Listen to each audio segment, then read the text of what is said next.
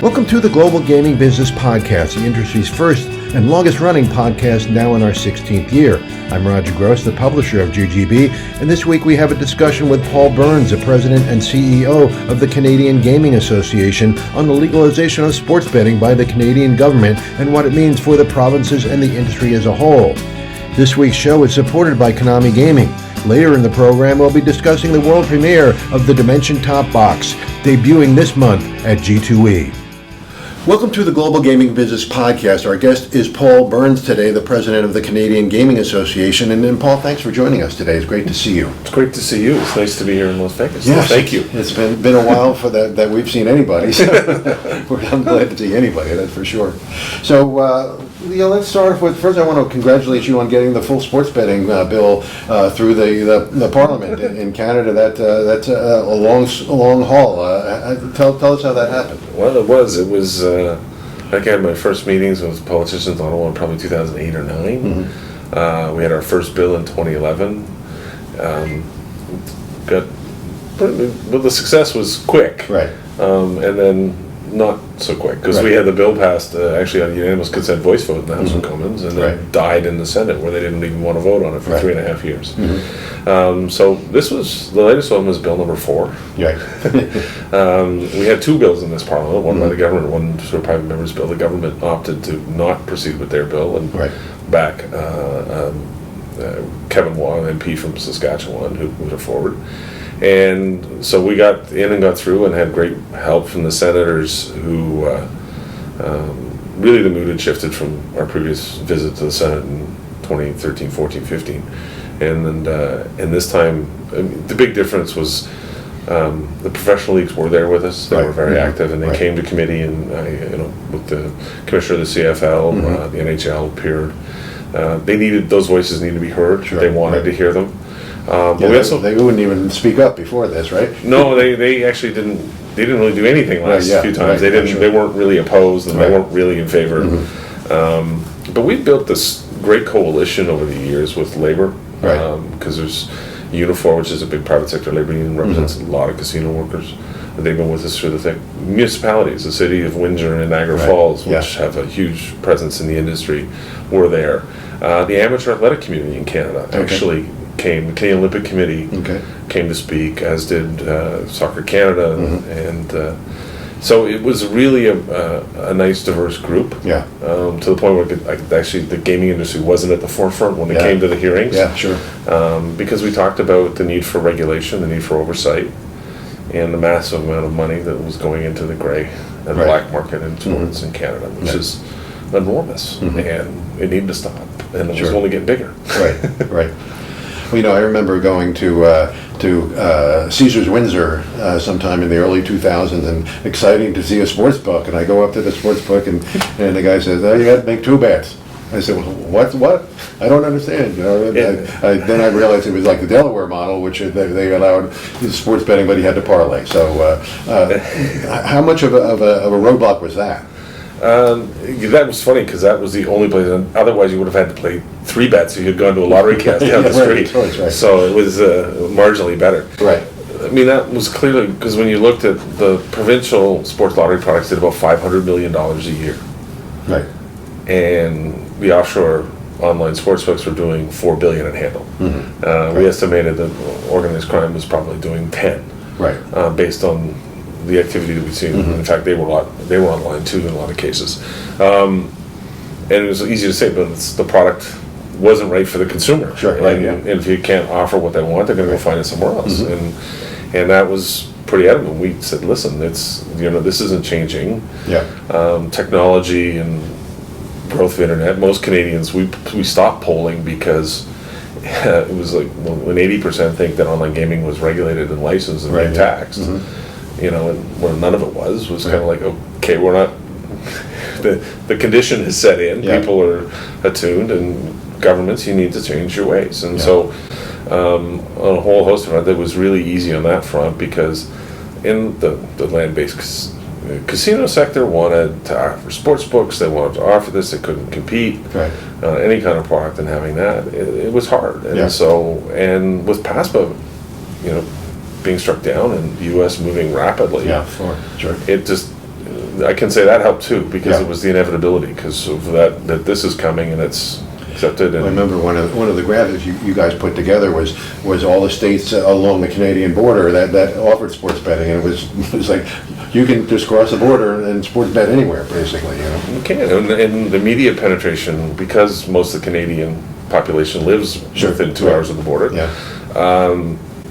It's significant. Yeah. So it's like it went hard to turn on the TV and you could see sportsbook ads and other Sure, things right, like yeah. that for quite frequently, and then that also led the gray market in Canada, new entrants and more advertising, because they were free to advertise .net and play for free stuff. Right. That just piled on, and Yeah. so the volume has kept going up and up and up, and sure, right. it hasn't stopped yet. Right. So obviously the devil is in the details, however. I mean, have you hashed out all the regulations and stipulations that are in this bill, and are you happy with the final result? So the great part of, and then where more work still needs to be done, is that Right. once the few words that had to be changed in the Canadian Criminal Code were Right. done, we were done with the federal government's Right. involvement. So we have nothing, it now Okay. turns back to the provincial gaming regulators to do their work. Okay. The association we started, while the bill was still being considered, we have a committee we work with, we call it our Regulatory Innovation Committee. We have a table where industry and regulators can sit and we Right. talk through issues. So during COVID time, we had actually really productive time Right, with that yeah. committee. We did draft standards for cashless wagering in casinos, and then we moved on to sports betting. And so what we were able to do is share and educate and Yeah. bring everybody along. We invited some regulators from the United States. We invited professional sports leagues, operators. We talked about fantasy. We talked about everything, and Right. being able to bring that level up. Now, what we've seen is that Ontario, which is opening their online market Right. to the world later this year, early next, they were first to get their standards out. Right. And it's all the products are available in Ontario. So Yeah. from live in-game to daily fantasy to Right. the pools and everything's in. There was no exclusions on product, which was what we wanted. Other provinces are still working on it. So as you can appreciate, the provincial lottery corporations have always had a bit of an upper hand Sure, right. Hello. with their products, Right. especially online. So most of the online sites have been launched. There's no retail sportsbook open yet in Right, Canada, yeah. which we're getting concerned about, because it's like time is ticking and casinos Sure. would like to see this Right. as they start to build back their business from COVID, because of those long shutdowns we've had in Canada. So so far the regulatory regime and everything is coming along quite nicely. I've put the minimal complaints, so I take that as a good sign. Yeah, right.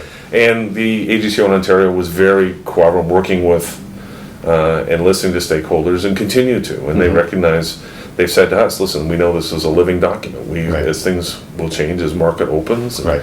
we may need to make tweaks, we will. And we're going to see that from other provinces. Sure. Sports and what it's going to look like in different jurisdictions.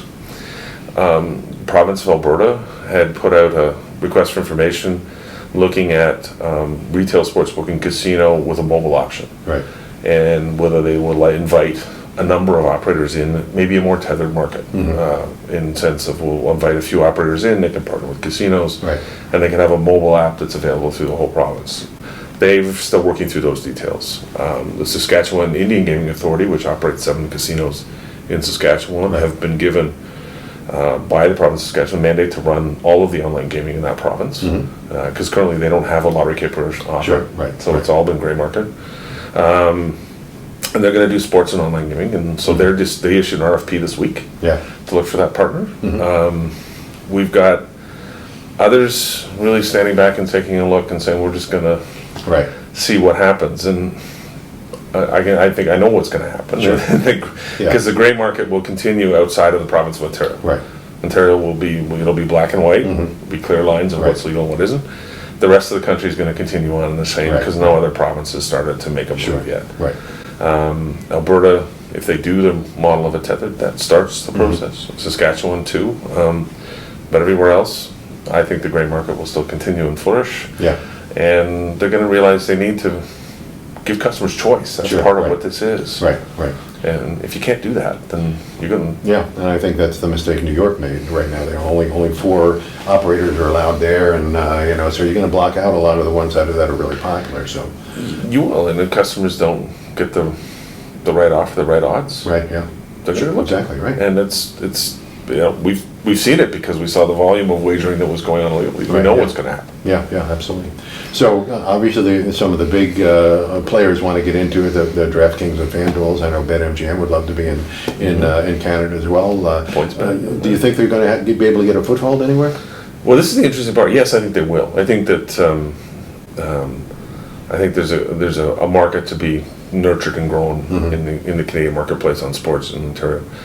The interesting part is that also that when you looked at I call it a somewhat semi-mature market because it's not greenfield. Right. Yeah. Like Bet365 and Betway and Unibet are popular brands. Yeah. They're there. They have customers. So a lot of those European brands have been prevalent for Canadian sports bettors for years. Right.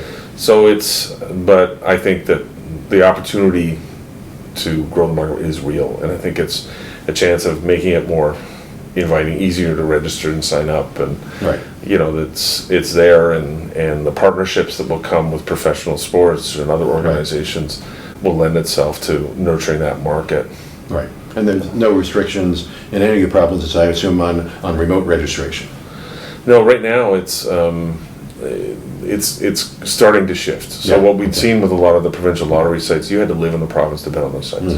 If you didn't live in those provinces, you couldn't. Yeah. Alberta opened their site earlier this year, and they said anybody, as long as you're in the province, but that's going to be the rule in Ontario. So you're going to see a lot more of the registration. Sign up online. No requirements for in person because everybody recognizes that sports is a probably mobile online product. So in the U.S. we have the Wire Act, which prevents cross state wagering for sports betting anyway at this point. Is that the case in Canada or not? Yes and no. It's not particularly a Wire Act piece, but it is about gaming is really defined by the provincial borders. Right. So as a site, and this is where in the regulated marketplace created, I live in Ontario, I couldn't play on a BC because I didn't live in the province. Right. And that was predominantly the way it went. It's what you're going to see now too is that there's geolocation requirements in the Canadian, in the Ontario regulations. They want people playing in Ontario. And so, having we're not going to have a truly national market by any stretch. It's going to be much like it is here in the United States, state by state, province by province. And those markets will be pretty defined because everybody may have a little bit of a different tweak. We're hoping not when it comes to a lot of things, and they allow all the products and make it customer friendly as possible. So how many provinces allow online gaming right now? Not sports betting, but including online gaming.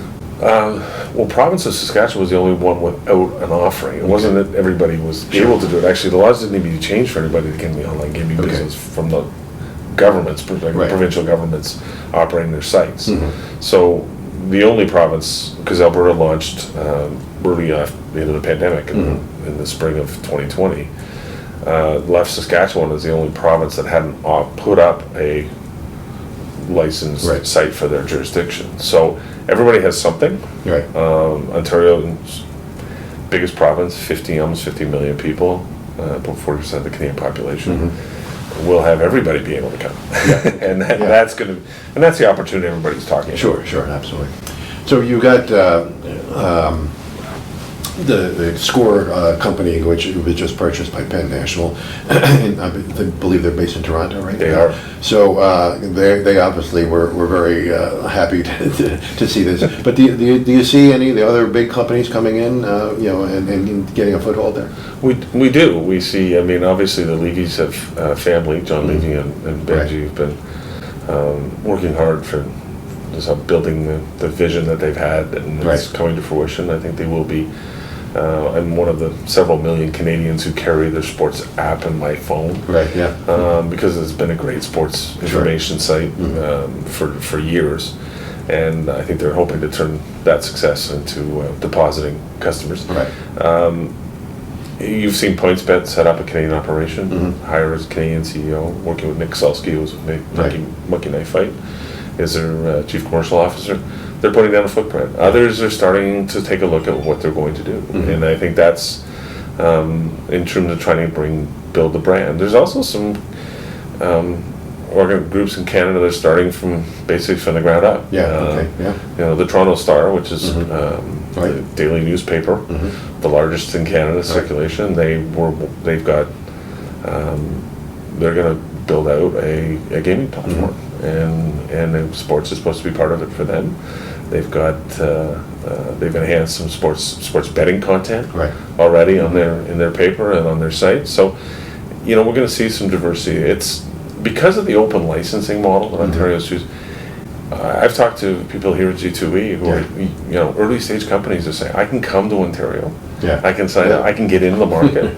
Because much of the U.S. market is tethered, and much of the rest of the Canadian market, when it emerges, will probably be the same. So we could be a bit of a great incubator in terms of doing that. And one of the great things about even coming to Ontario in particular, but in Canada anyway, and there's great pockets, because the BetWorks folks are working out of Vancouver. We have a lot of technology talent, and we also have some great benefits for companies to locating in Canada. A lot of provinces have digital tax credits, so you get about 30% of your wages back on development costs. But part of that, the underlying part of that Penn purchasing Score, and Score 2 weeks later saying, we're actually going to announce our brand new office space and doubling the size of our business because of the technology talent that's available to be acquired and hired in Ontario, is allowing them to be able to do more of that technology development for Penn and Score and the properties to be able to get their products out and done. And people are starting to see that. So GAN has offices, Rush Street's got present. There's people that are starting to put down footprints because they can get the talent. Okay, great.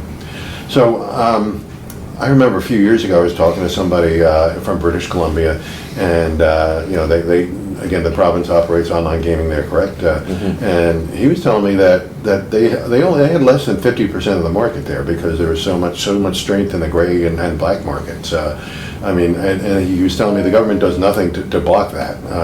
Do you think that will change when sports betting starts to spread? Will the government pay more attention to these illegal sites? I don't know the answer to that question. So because I know companies that are looking to say, well, I've got a license in Ontario. Well, why should I? Because you haven't really done a very good job of keeping anybody out. And so what's the value of this license? And that's a value proposition they have to fulfill, and we'd like to see fulfilled because we think it's necessary to get a regular market is great for the market. It's a level playing field. Everybody can compete on the same level. The other jurisdiction, it's really hard because some of this is just the resources of law enforcement, the interest in crowd, because the crux of the gray market in Canada is where does the bet occur? So if you don't locate your servers and facilities in Canada, you're just accessing it. The law talks about the governments being able to oversee and control gaming within their jurisdiction. Well, when I'm sitting in my living room where I live in Toronto and I'm betting on Bet365, that bet's occurring in a server that's not in Canada. So is the bet occurring in Canada? So am I really breaking the law? No one's ever wanted to find the answer to that question. Gaming regulators in many jurisdictions don't have a mandate to go after illegal gaming. We regulate legal gaming. So it's left to law enforcement and crown attorneys on behalf of the government to decide if they want to prosecute these cases. Well, this is a really not easy question to answer, and taking resources, no one's wanted to touch it. So will it be enforcement? No. I don't think there will be. That's where what you get is by offering a regulated environment for someone to sign up to, then you've created an option for companies.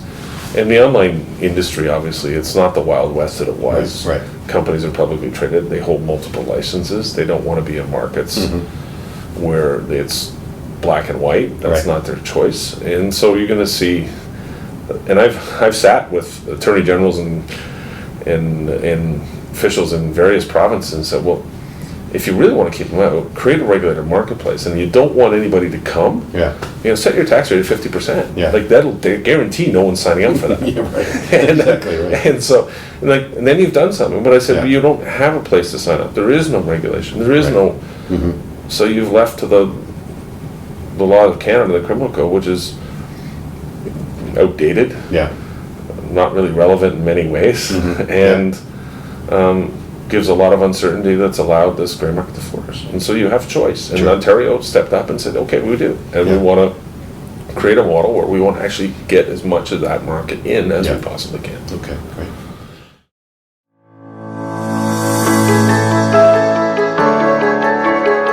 One of the most surprising games out of G2E this year was a slot series called Cash Parade from Konami. It made its world debut at the show on the Dimension Top Box. Cash Parade is a 5-reel game on the machine's lower 27-inch display and a festive parade of lights blanketing the upper 49-inch portrait displays. So it merges a familiar spin-by-spin chase with fun top-screen bonuses animated across all connected machines. A real exciting expansion for the award-winning Dimension line. To learn more, visit KonamiGaming.com. Now back to our podcast. So this is finally some good news for the Canadian gaming industry. I mean, you've endured almost 2 years of shutdown and during the pandemic, and open up and shut down again. I mean, it's been a real nightmare for you guys. What's the status now in terms of casinos opening in Canada? Well, they're open, which is the best part. It's right. Is it perfect? No. Yeah. We had province of British Columbia. It was 15 months, 16 months. Mm-hmm. Parts of Ontario, because of size of operations, Ontario said you could open with 50 people. Right. Well, that didn't work for Fallsview and Windsor and some other places where the 100,000 square gaming floors. That's a little expensive to open the doors for 50 people. So they didn't, and we're now close to about 50% occupancy. Mm-hmm. There have been vaccine mandates put in a number of places for people to go to, not only casinos but movie theaters, bars, restaurants, and so on. So we've been absorbing some of that through the industry over the last few weeks. Probably a little less than 50% of the staff are back to work, which is really a concern we have. Sure, right. The federal government was very good on the wage support programs. That everybody was in, there was no exclusions, and that supported a wage up to 80%, up to a maximum, but allowed some people to stay employed, help some companies bring back people sooner. We need those to stay in place for a while longer, because no one's, we've had the fourth wave has hit Western Canada particularly hard, not Central Canada. So we've got a ways to go. Right. And so it's limited amenities in many properties. The entertainment's not back in many places. But hopefully in the coming months it will. So we still got a ways to go, but it was hard when people, trying to get employees off for 15, 17, 18 months. Yeah, absolutely. It's been hard. And are they still offering subsidies for the people who are not employed again? Yeah, so there's those programs have continued. They were extended partly because I think we just went through a federal election. I don't think the government was intending to. They're going to give it keep that going while they get people to vote. Yeah. And that we hope will continue a while longer. But a lot of the gaming operators, casino operators in Canada, extended benefits to employees to keep them connected. Sure. And providing benefits was key. A lot of the ways they did that, which was helpful for a lot of people. And then the government support's been pretty good. So it's the challenge now will be as hospitality sectors, and I think across North America, are finding getting people to come back to work. Sure, right. Some people have chosen not to be in so public-facing careers anymore, and others have just said, I've got a time, I'm going to take it, and I'm going to do what I do. And I think, as the summer comes to a close, and we'll see how the caseloads go, we'll see what happens. But I know that they need some more capacity in the casinos to be able to start bringing more people back.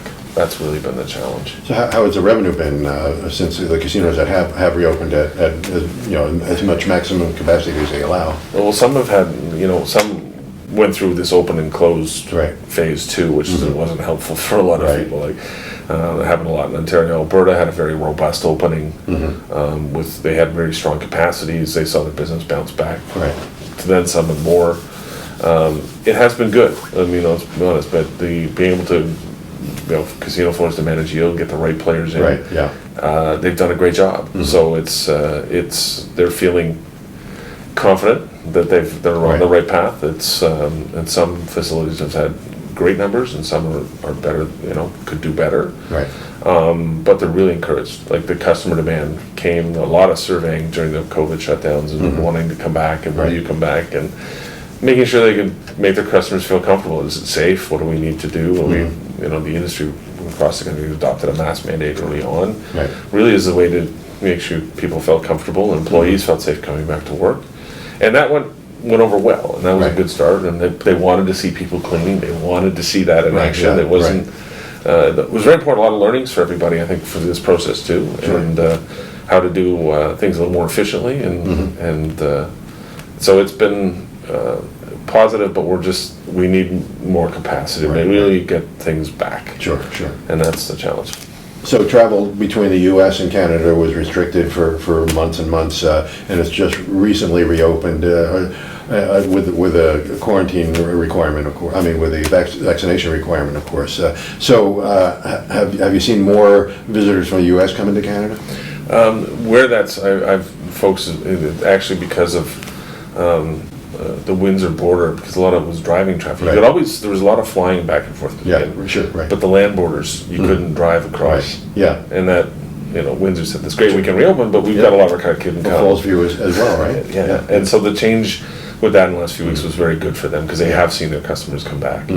And so that drive-in market for those have started to return. Right. And that's, there's still, again, it's early because there's COVID testing requirements, and so you got to COVID tests.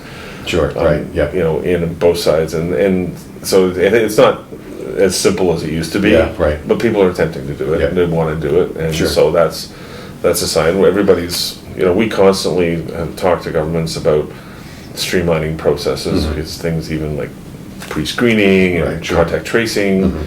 Created log jams at front doors. Sure. Right. Yeah. Now that we've moved to a vaccine mandate. So can we just do that? Yeah. That's pretty much enough, we think. Right. And public health officials right across the country have been, said to the casino operators, you guys do this great. You do it better than anybody else. Yeah. And so there's that, when we keep saying that's great, can we keep Right. we'll keep at this, because a lot of the gaming reg put those, like they have in many jurisdictions, Sure, right. a lot of those health and safety requirements right into the regulations. Yeah. And so it's like, we do that every day. So this is just one more set of regulations everybody has to abide by. We'll do it because it's our license, it's Sure, right. livelihood. So compliance has been great, and the industry and recognized. So we're hopeful that we can kind of keep encouraging the capacity movement. So, the big buzz in the industry is cashless gaming now. I don't know if you've been to the Sightline booth, but they've got some great examples of how cashless. Where does Canada stand on cashless transactions in a casino? It's starting that evolution. That's one of the things why we started working on it during the pandemic with our regulatory committee, just to say, this is coming. Yeah, sure. We should be one. Then we actually started it before the pandemic started. Sure, So I was like, we should pick up the pace a little bit Right. here. And we did, and it was really good because just getting an education level, one, on regulators, Sure, two, right. understanding the operators that start to do this, because people on the sideline, everybody's got great technology. Yeah. And creating that new customer experience, especially as Ontario, for example, is allowing the casino operators to launch online sites and creating that account-based wagering that you can take from one to the other potentially. I think it's Canadians are very open to that. I mean, my pitch to a lot of the folks in the industry and why we need to get on this and create some regulatory standing and get some understanding of the product.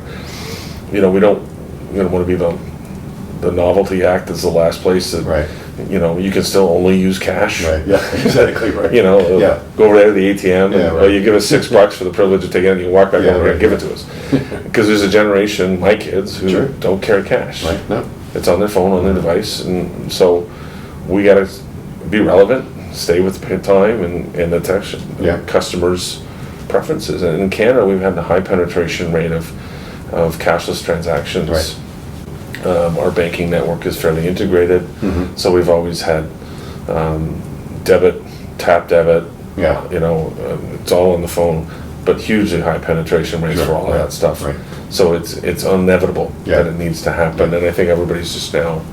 And I think the industry's done a great job. I mean, some of the work that the committee through the AGA and UNLV on understanding the RG issues. Right. I think that's really important, and anxious to see the work that they're continuing to do as they study it and as people begin to adopt. And will a pandemic and people's capital expenditure get in the way of adoption? I think that's what we have to wait and see, because I think I think this one is the inevitability is in front of us. It's coming. They got to get on with to be relevant to the customer, and creating that that complete 360 experience, and being able to say, you've got an account with us and you can use it all over our property. And it's if Starbucks can do it, why can't we? Right. And there's the technology, what Sightline and then others have put out is fantastic. NRT Technology is a great Toronto-based company. Sure, Has been leading the forefront too, and we're, I think it's great. It's in Canada we're slow to adopt on the internet gaming side. And we can't be last minute in. We can't leave this behind. We got to get on top of these things, and so so far so good. We'll see what happens. So. Distributed gaming is available in a couple of provinces in Canada. Eight provinces, actually. 8 provinces, quite a few then. Yeah. Where do you guys stand on that? Where does the CGA stand on that? We've always supported it. Yeah. It's come with balance. I mean, I know that there's been some challenges in markets in the United States around balance, right? You've got casino operators invest a lot of money, and all of a sudden something comes along and changes that. That's what we've had in Canada. No one's they've been stable. They haven't really changed in the last decade. What we're seeing actually is a lot of the provincial audit corps run those networks. Is seeing as what I call some roll-up strategies. Right. More machines in fewer locations. Yeah. And creating gaming destinations. I think we're going to see some of that accelerate actually in Canada, because depending on some provinces roll out sports betting. Right.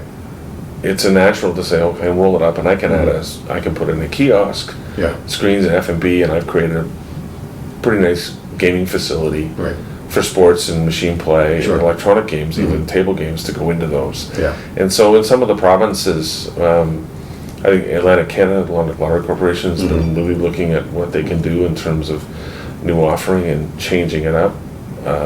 Really to up the experience. Right. It's not a couple machines in the corner of a bar. Right, yeah. But it's really trying to build a gaming environment, working with a private operator of a bar or facility or chain, and they've done some of that in Atlantic Canada. Quebec's been talking about it, Alberta's been looking at it. I think a lot of the provinces realizing we may need to do a little better job at the offer. And what they've seen is the revenue pays off too. The yield is much higher in some of those. And these are all regulated. All regulated. So. Yeah, we have the issue of skill game in Canada is again unsettled in law. What's a skill game? Well, we've got that here too. And we've had some of the same issues, and we've, as an industry association, we've raised some issues with in Ontario and other jurisdictions where they're starting to pop up. Right. And say, hold on a second, these are games they're playing for prizes of money. Right. We got to be sure that they should be regulated if you're going to do this. You need to fix the laws, but otherwise they need to come out. Yeah. We've seen, in Ontario, there's 30 some odd bingo halls with class 2 machines. Yeah. Between 25 and 100 change and something. But it's in limited locations and still licensed, still regulated, and that's the part that the province of Ontario doesn't have distributed gaming. So some of these are showing up in bars, and it's like, hang on a second. In markets actually where there is licensed and regulated distributed gaming, they're not showing up as much. Right. And that's so Ontario and British Columbia are the two provinces that don't have. Okay. And I don't suspect will anytime soon. Okay. All right, one last question. Where do you stand on responsible gaming? I know Canada has a little mini industry for studies on responsible gaming. Some of them are good studies, some aren't. So how do you evaluate these studies when they come out, and what's the commitment of the CGA toward responsible gaming? We've been very supportive of organizations again that doing, as we talk about research and programs that are effective and work. Right. And there's a lot of ways academic research can go off and look at a whole lot of things that may not actually be based in any kind of operational or experience or reality in some cases. But they're done, and there's a bit of cottage industry because there's a lot of research dollars available, but a lot of expertise has come. And that partly came out of the commitment from the governments being involved in the gaming industry early on. And so the GameSense program, which is one that was developed early on, that MGM uses in properties in the U.S., and Massachusetts, Oregon uses it, 4 other provinces in Canada use it, because it's a great informed choice player education tool. And it's player control, not casino control, or government control. Exactly. We went through a phase where everybody studied machines, and you should do this to a machine, or that to a machine, this to a machine. And none of that stuff is effective. A lot of researchers will tell you that. You've got to have conversations about educating players for healthy behavior, and that's exactly what we have to do. And we continue to do. There's some really good work being done. A lot of work being exported to other parts of the country, a lot to the UK at this point in time, because there's a sector that didn't want to participate or didn't step up when they needed to, and they're getting rules and regulations handed because government will show up to, if we need to fix it, we're coming with a baseball bat. If you don't do it, they'll do it, right? Yeah, we'll come with a baseball bat, we'll fix it our way. And we've always had this good dialogue, and we're having it already on sports, because obviously we've seen a lot of advertising offers, so on, and cognizant of what the backlash can lead. We saw the UK go from 100 miles an hour to 0 pretty quickly, and that impacts your business. The Ontario regulator drafting their standards for sports and online gaming as an open market have taken a very measured approach. Actually, their first iteration of their standards there was no incentive on offers. Now they can be, but they're the customers you already have to have in your relationship. So no mass advertising of those things. So if they're in your database, you can offer them whatever you like. Odds bonusing, cash incentives. But on the broader mass market appeal, it's not. And that's fine, because it's, as they said, and we said to them, it's easier to loosen these things than to ratchet them back. And so what they learn as we go, maybe that will change in time. And I think there's learnings from places like Australia and other places where we can, and whether it's the life cycle of the sports business emerging into markets, and the competition's heavy, and the M&A activity is shown no signs of slowing down. What does the market settle into, and then all of a sudden maybe it matures a bit more, and everything settles down, and it finds its place. We got to get through the hump without in demonstrating that this isn't a reckless free-for-all, but there's very measured companies. The companies are doing great work being able to educate players and provide tools, and you just need to keep talking about that. Well, I just saw the Washington Capitals are going to have the Caesars Sportsbook logo on their sweater. I can't wait to see what the Canadians or the Maple Leafs put on their sweaters. I know. It's Maple Leaf Sports Entertainment. Everybody's waiting to kind of see because as a sports conglomerate that, as their ownership group is, 1/3 Bell Media and 1/3 Rogers Media. They own the 2 sports networks, the cell phone providing companies, and so they are the mass media companies that have is the biggest sports franchise in the country.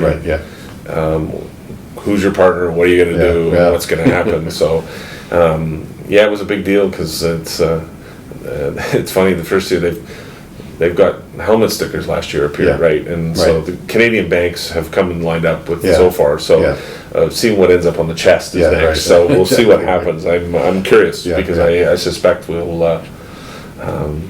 There's going to be some pretty good offers on the table to get that space. Well, Paul, thanks for joining us. It's great to catch up with you. And it looks like the industry future is bright in Canada. Once we get through this pandemic and things open up. Yeah, it is. It was the beginning of the pandemic. Things looked a little dark because we had a bill because Parliament didn't sit in Canada for a few months, and the bill was sitting there. Okay, this isn't going to work this time. Things have turned around, and it's a great opportunity. Governments have given us a lot of work. I can say we've been busier than ever, which is great because we've got really good future and great opportunity. So it's always good to chat. So absolutely. Thanks for joining us, and thanks for viewing the GGB Podcast. And we'll see you next time. Hope you enjoyed this week's podcast with special thanks to Konami Gaming. Reach out to your Konami rep to learn more about the latest slot series coming soon or visit them online at konamigaming.com. To learn more about the gaming industry in Canada, visit ggbmagazine.com. To get all the news of the gaming industry, particularly of the recovery from the pandemic, delivered to your desktop every Monday morning, sign up for free at ggbnews.com by using the code GGB180. Don't miss a single episode of the podcast. Subscribe on iTunes or Spotify today. So we'll see you next time on the GGB Podcast.